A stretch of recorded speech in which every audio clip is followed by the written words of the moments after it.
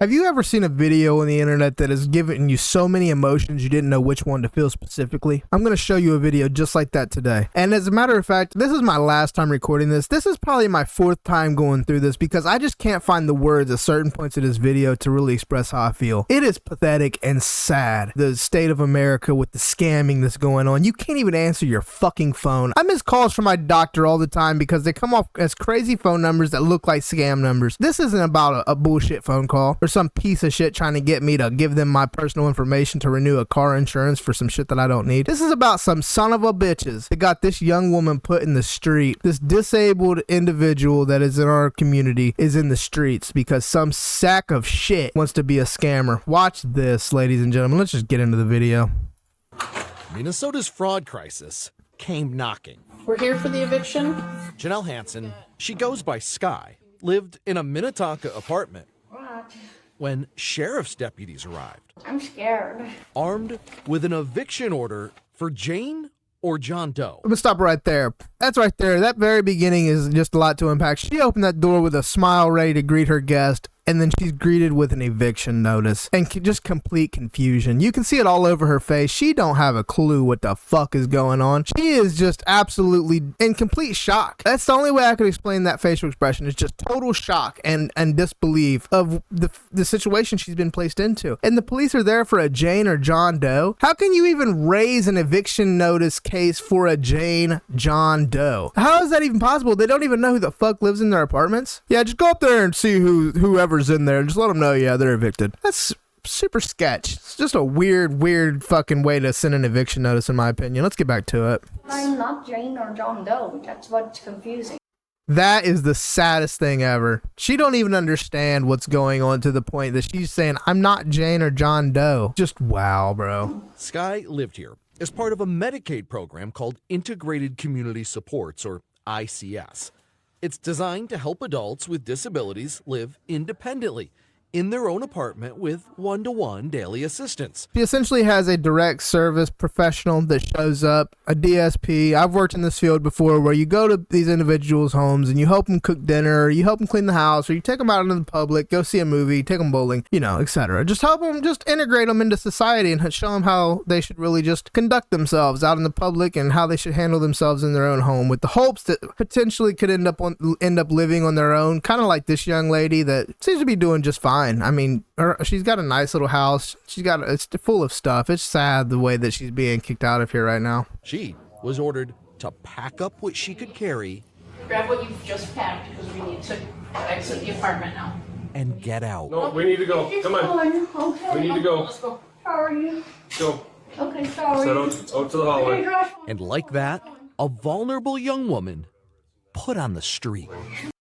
If you notice, she was grabbing things like paper towels and things like that. She don't even know what to grab. Like, this is just so out of right field. Like, when you are expecting to be evicted, you have time to get the things that you're going to take with you immediately and then come back and get what you couldn't grab. She was just blindsided by this. She don't even know what to get. She is just completely lost in this situation. And my heart breaks for her. I pray that she has family that's like able to help her, that are helping her. I'm sure here in a few minutes you're going to see the situation she's living in, and it'll make you curious as well as to see like what's going on with her family, with her parents in her life. But I want you to see this next part. I want you to hear how she says this because she is on the verge of tears.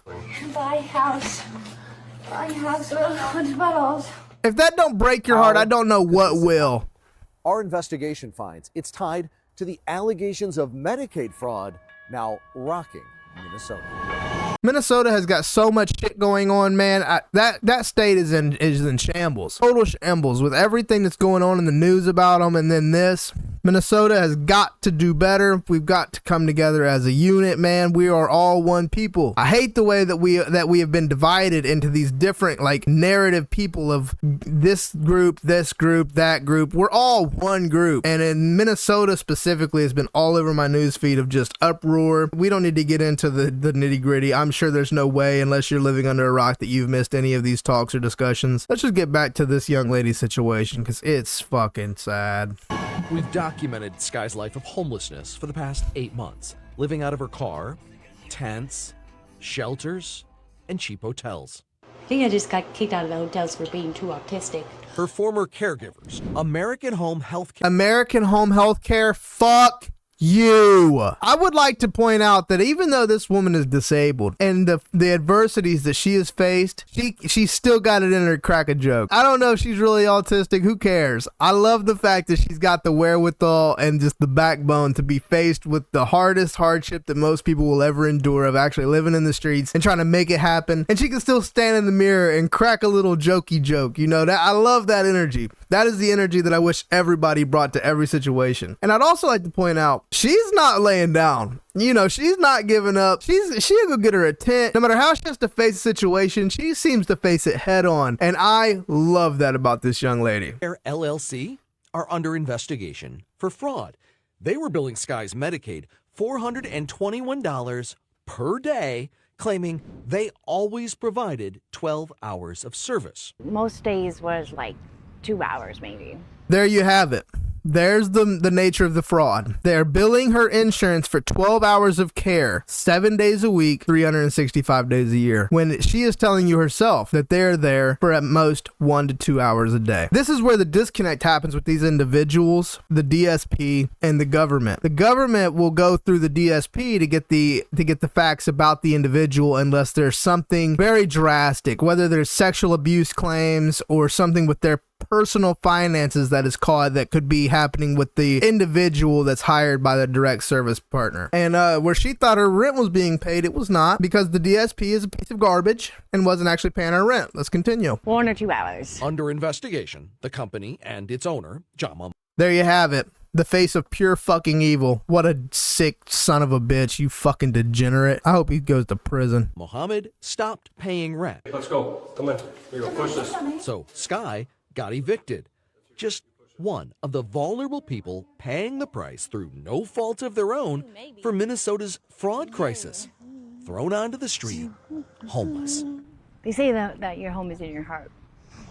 The positivity that this woman has met this situation with is admirable. I can't believe the situation she's been placed into. I hope that DSP goes to prison for years, and I hope they make him an under the bunk punk. Take his bed away the way that they took this woman's. I just had to talk about it to cover this. I can't believe the situation that she's in. I don't know that she still is. I assume she is based off of I just came across this. This is on Reddit right now. And this was posted 11 hours ago on the underreported news subreddit. So this video reaches anybody. Please, somebody with a bigger channel, can we get some coverage of this and maybe get this woman some help? A GoFundMe, some donations, anything. That'd be wonderful. But yeah, that's it, man. That's it. Take it easy.